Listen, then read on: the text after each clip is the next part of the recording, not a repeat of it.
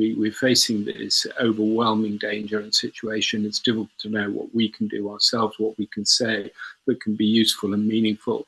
But I do know just the fact that you've brought us together is very meaningful.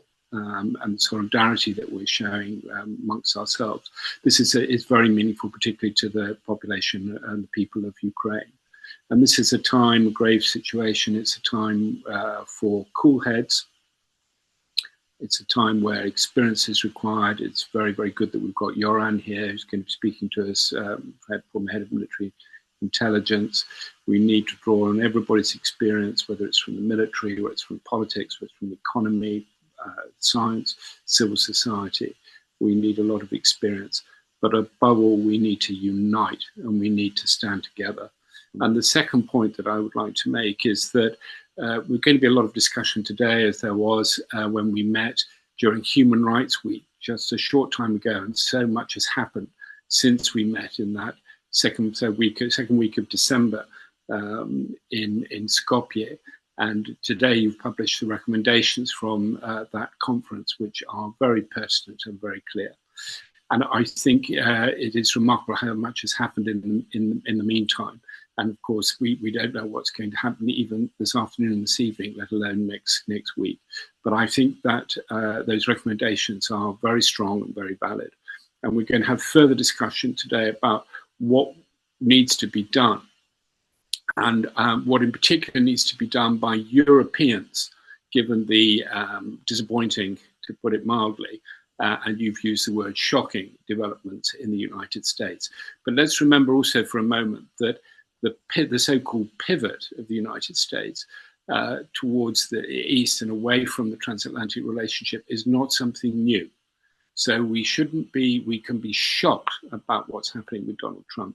But we as Europeans shouldn't be so surprised about it, because this distancing from the transatlantic relation from Europe is not something new. And it's encouraging to have Heather with us here from the United States, who's going to be speaking to us from the United States about the transatlantic relationship. I think in Europe we have sometimes taken the transatlantic relationship too much for granted. And this move away from the solidity of the transatlantic relationship from the United States and repivoting towards the East is not something new, although the current manifestation is indeed deeply shocking and disturbing. But it's this pivoting is not something new. And so we in Europe, we have this aspiration to come together and to unite and to be stronger and to be independent of the United States. And again, that is not new. And that is an aspiration. That is something that is strategic. It is something that we want to see.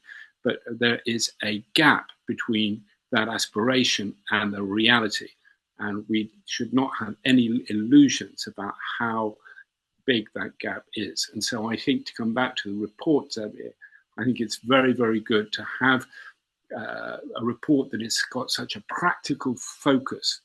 And the recommendations that came out of the conference in December, those recommendations have such a practical focus, because I think our job, and it's the same, and our job today as well, is to start to see where we can fill in the gaps between aspirations, the aspirations that we have, and the reality, the aspiration of unity in Europe, the aspiration of strength and security in Europe, and the reality, and what needs to be happening to strengthen that. And with a particular focus, I'm pleased to say, on the role of the citizen and civil society, and the need to have strong and resilient democracies if we're going to be secure from a military and an economic point of view as well. So I'm very, very pleased to see that point made. And my third point, and I just want to close with this, is I think also what I hope can be reflected in discussions we have today. We're going to talk a lot about values, and this is about values, and this is about identity, who we are as Europeans, and the importance, the core universal values of freedom and democracy, and we need to stand with those. But we also need to think about our interests in Europe.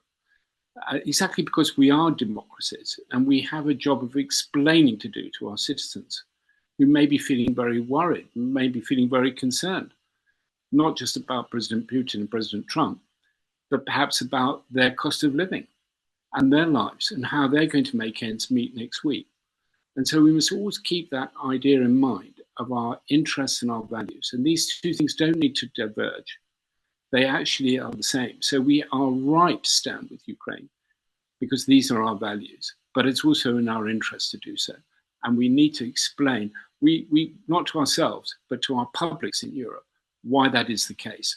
So that we, I don't like the phrase "take people with you." I don't believe you can take people with you. I don't believe people are stupid. I think people know what they think. They can't be taken anywhere.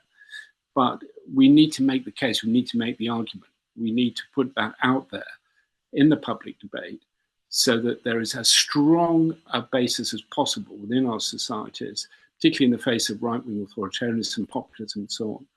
There's as strong a basis as possible to support the work we need to do in strengthening and uniting Europe and standing up to Putin. So thank you again, Zabir, and I wish everyone a successful and productive conference, and look forward to working with you today and over the coming months and years to defend democracy in Europe and show solidarity and stand up to Putin and stand with Ukraine. Thank you.